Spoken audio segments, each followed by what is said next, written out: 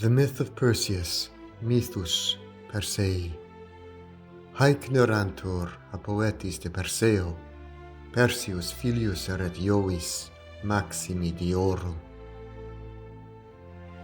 Avus eius Acrisius abellabatur, Acrisius volebat Perseum nepotum suum necare, nam propter oraculum puerum temebat.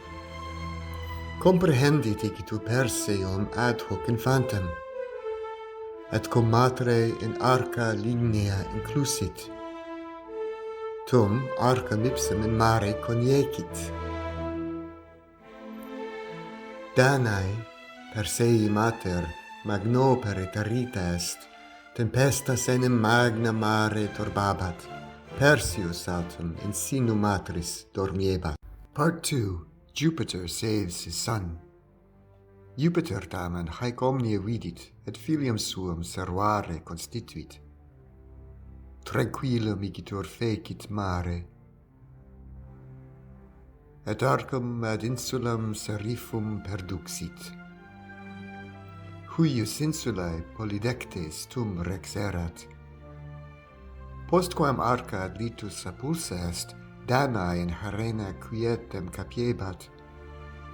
Post brevi tempus a piscatore quodam reperta est, et ad domum regis polydectis adducta est. Ille matrem et puerem benigne excepit, et iis sedem tutam infinibus suis dedit, Danae hoc donum libenter recepit, et pro tanto beneficio regi gratias egit. Part 3. Perseus is sent on his travels.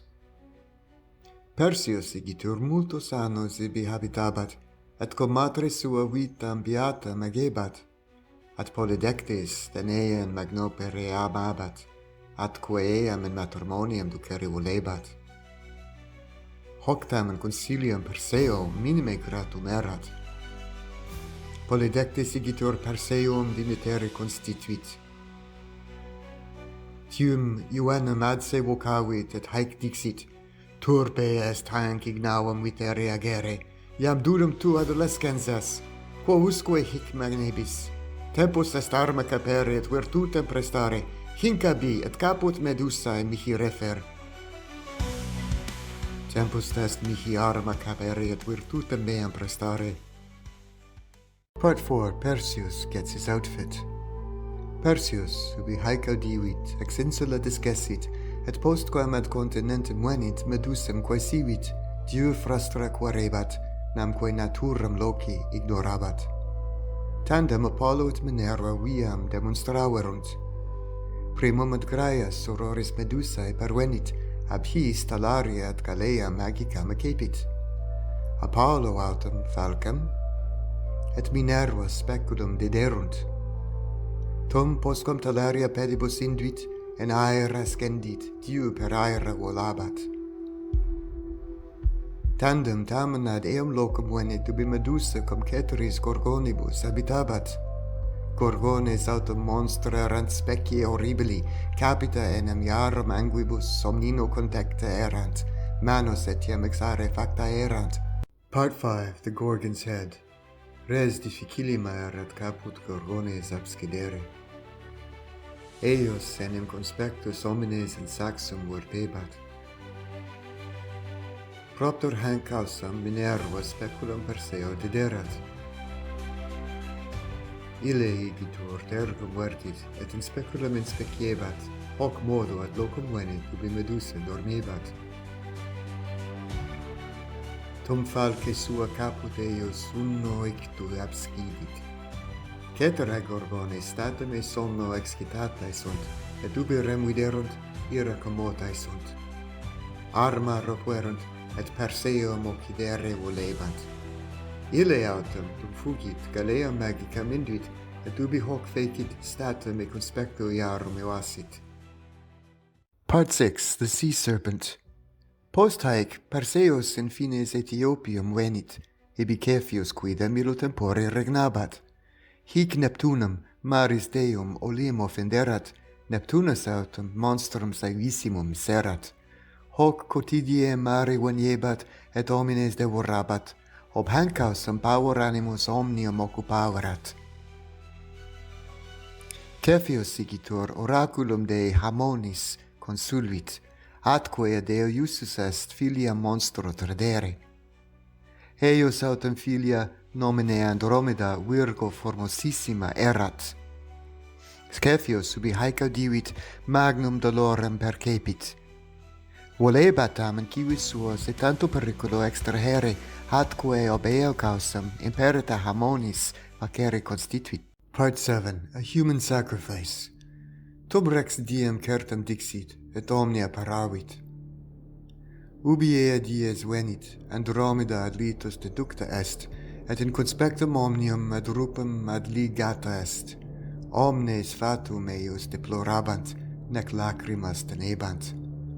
Ad subito, dom monstrum expectant, Perseus securrit, et ubi lacrimas vidit causam doloris quaerit. Illi rem totem exponunt, et puellam demonstrant. Dum haegeruntur fremitus terribilis auditur, simul monstrum horribile specie procur conspicitur, eius conspectus timorem maximum omnibus iniecit. Monstrum magna celeritate ad litus contendit, iamque ad locum appropinquabat, ubi puella stabat. Part 8. The Rescue. Ad Perseus, ubi haec vidit, gladium suum distrinxit, et postquam talaria induit, in aera sublatus est. Tum de super in monstrum empitum subito fecit, et gladio suo colum eius graviter vulneravit. Monstrum ubi sensit vulnus, fremitum horribile medidit, et sine mora totum corpus in aquam mersit. Perseus dum circum litus volat, reditum eius expectabat, mare autem interia undique sanguine inficitur. Post brevi tempus, bellua russus capet sustulit, mox tamen a Perseo ictu graviore honorata est. Tum iterum se inundas mersit, neque postea visa est. Part 9. The Reward of Valor. Perseus postquam ad litus descendit, primum talaria exequit, tum ad rubum venit ubi Andromeda vincta erat. Ea autem omnum spem salutis deposurat, et ubi Perseus adiit, terrore pene exanimata erat. Ille vincula statum solvit, et puellum pater eredicit. Cepheus ob hancrem maximum gaudio affectus est. Meritam gratium portanto beneficio Perseo retulit. Praeteria Andromeda ipsam ei in matrimonium dedit, ille libenter hoc tonum ecepit et puellum duxit. Paucus annus cum uxores sua in ea regione habitabat, et in magno honore erat apud omnis Etiopes. Magno pere tamen materem suam rursus videre cupiebat, tandem igitur cum uxores sua regno cepei discessit. Part 10. Polydectes is turned to stone. Postquam Perseus ad insulam navam appulit, se ad locum contulit ubi mater olim habitaverat, sed domum invenit vacuam, et omnino desertam. 3 dies per totum insulam materem quaerebat, tandem quartur die ad templum Dianae pervenit. Hoc Danae refugerat, quod polydectum temebat, Perseus ubi haec cognovit, ira magna commotus est. Ad regiam polydectis sine mora contendit, ad ubi eo venit statum in atrium irrupit. Polydectis magno temore affectus est, et fugere volebat. Dom tamen ille fugit, Perseus capet Medusae monstravit, ille autem simulatque hoc vidit, in saxum versus est. Part 11. The Oracle fulfilled. Post haec Perseus cum uxore sua ad urbem Acrisi rediit. Ille autem ubi Perseum vidit, magno terrore affectus est, nam propter oraculum istud nepotem suum ad hoc temebat, in Thessalium igitur ad urbem Larissum statum refugit, frustra tamen neque enim fatum suum vitavit. Post paucus annos rex Larissae ludos magnus fecit, nuntius in omnes partes dimiseret, et diem edixerat, multi ex omnibus urbibus Graeciae ad ludos convenerunt. ipse Perseus inter alios certum and discorrem enit. At dom discum canicit, avum suum casu occidit, Acrisius enim inter spectatores eos cartaminis forte stabat.